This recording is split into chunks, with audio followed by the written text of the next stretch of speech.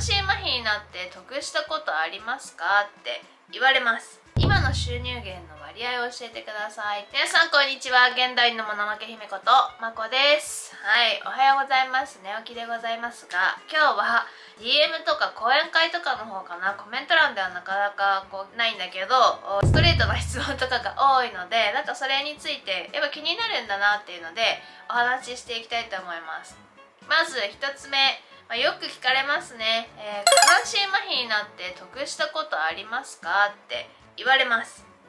もう、2018年から受賞して今年で2026年なのでもう8年なるんですけど、下半身麻痺になって得したことっていうのはいっぱいあります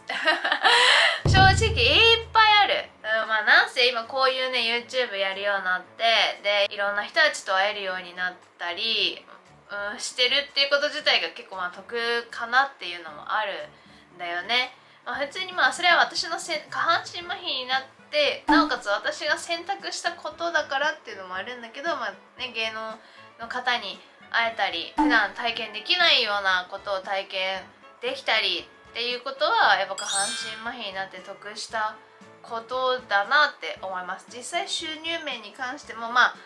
年齢とともにどうなってたかわからないけど収入だって今の方が多いから下半身麻痺になって得したことなのかなっては思ってますよ。次、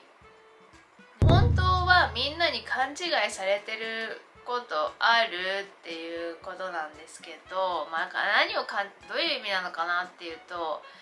くやっぱポジティブですねとかすごい前向きですねって言われることが多いんだけど、本当にポジティブなの？本当はちょっとネガティブなんじゃないの？作ってんじゃないの？みたいなことを言われることも結構あるんです。じゃあ実際どうなのか、画面と実際に会った時のテンションで違うのかって言われたら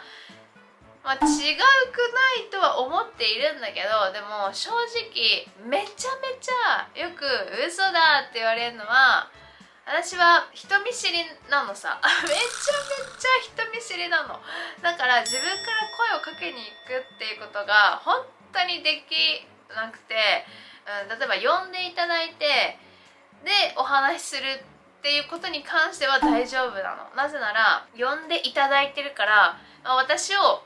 求めてくださってるというか、私の話を聞きたいと思ってくださる人たちだよねとか、仕事だからみたいな感じで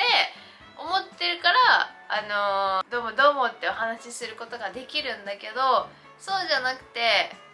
いろんなゲストさんもいて、でその中にまこさんもいますよみたいな感じだと、メインは私ではないから、メインのイベントがあってその中のゲストみたいな感じになると、別に私を求めてる人来た人じゃない人が大半じゃん。そうなった時とかは話せない。マジで円卓一緒になった人とかゲストさんの控え室一緒になった人とかっていうところで話しかけに行くことができないから、それってすっごい損してるなって思うの。その出会いを、せっかくの出会いを損してるなって思うけど、本当に人見知りなんですよ。別に私から声かけられたくないだろうなって思ってるよなとか、そういう感じ。そういうところはもっと直していきたいなって思うし、そういうのがあるから話しかけちゃいけないのかなって思いましたとか、仲良し恋良ししたくない人なのかなって思いましたなんてことも結構言われるから、そこはね、お話ししたいんだよ、実際お話ししたいんだけど私から声かけられないんだよってみんなに勘違いされてることなんじゃないかなって思います。ポジティブネガティブってことに関してはポジティブだけど、めちゃめちゃ人見知りなんだっていうことをね、ぜひ皆さん知っていただいて、バンバン声かけられるのは本当に嫌じゃないので、わがままなんだけど声かけてくれたら嬉しいなって思います。はい、続きましてですね、 SNS やってて一番怖かったことありますかっていうのがあるんだけど、SNS 発信してる人も車椅子障害がある人も増えてきたのもあって、あとやりたいなっていう人たちもいてるからこそこういう質問をいただくんだけど、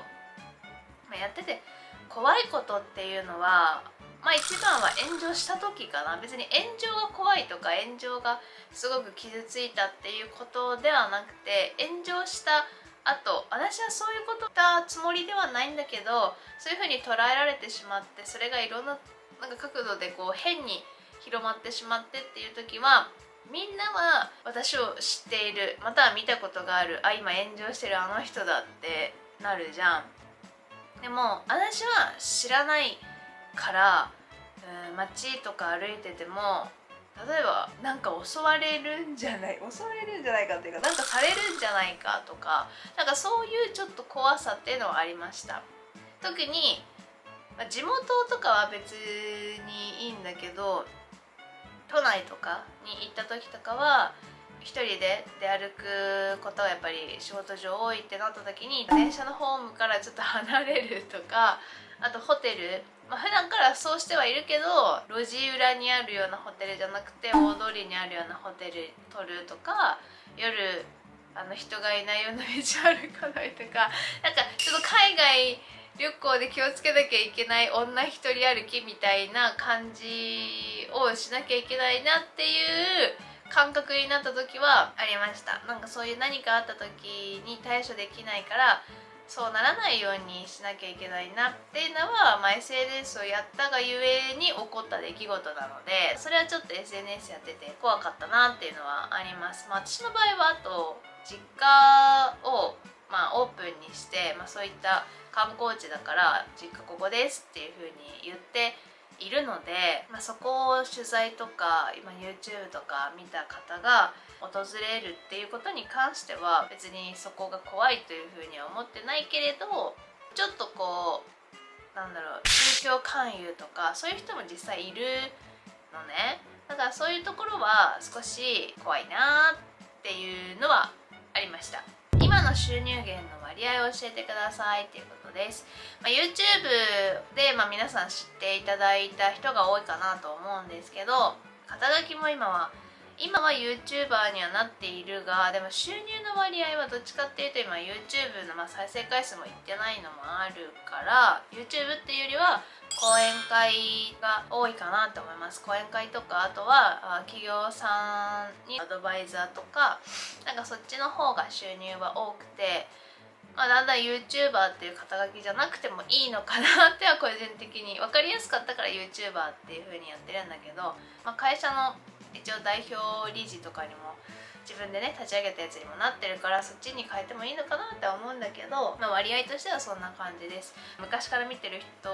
がいてくれてたらわかると思うんだけど、私は別に YouTuber になりたくて YouTube してるわけじゃなくて、皆さんにこういろんな情報を知ってもらって、車椅子当事者のね人とか、そういった家族に知ってもらって、なんかこういうことできるんだよとか、こういうの便利だよっていうのをただ知ってもらいたいだけのツールとして YouTube っていうのを選んでるので、別にずっと YouTuber でありたいっていうわけではないっていうところはねずっと言ってたんですよ。そんなに YouTube の収入が落ちたからすごく辛い、どうしようっていうことではないかなと思います。ただ別にね再生回数がだから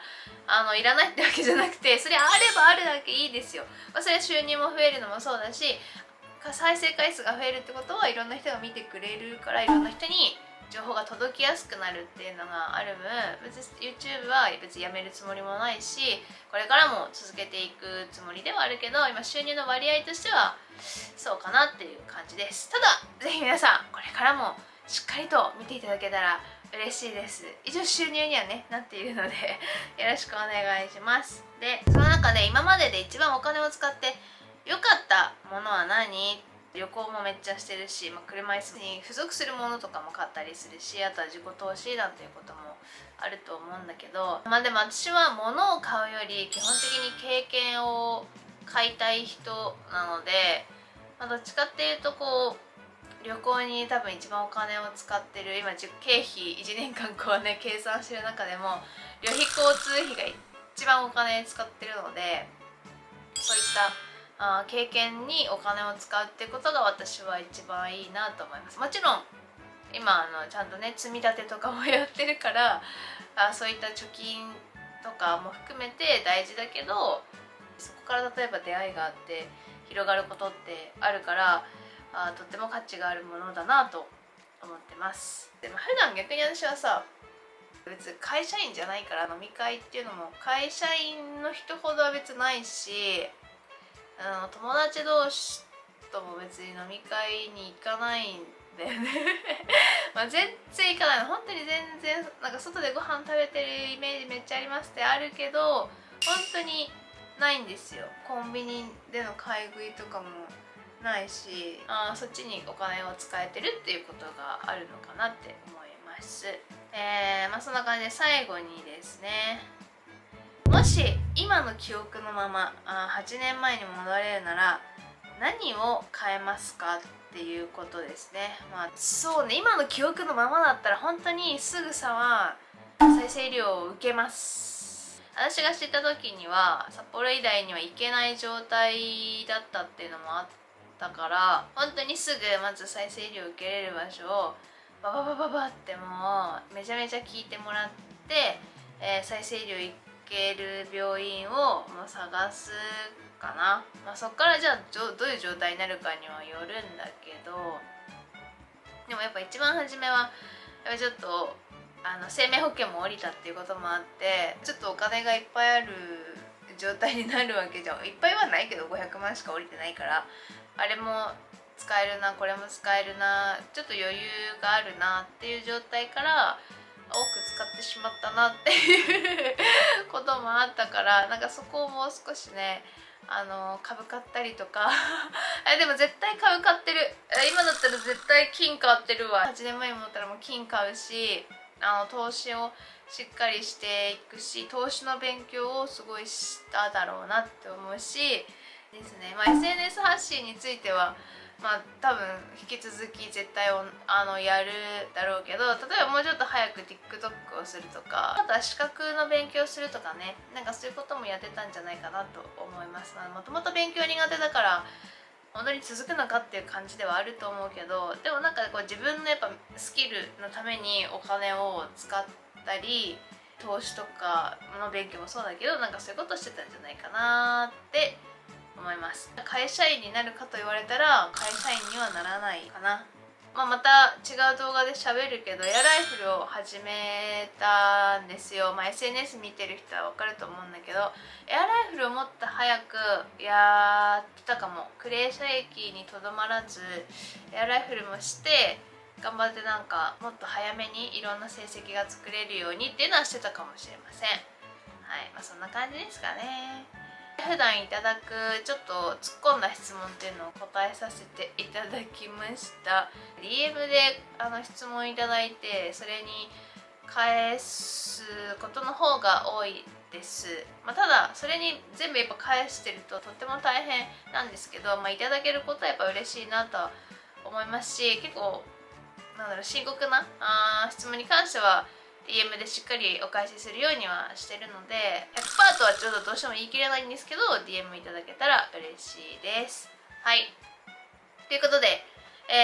この動画が、役に立ったな、なんかこう気づきがあったなと思っていただけたのであれば、ぜひいいねボタンとあとはチャンネル登録をよろしくお願いします。では本日も最後までご視聴ありがとうございました。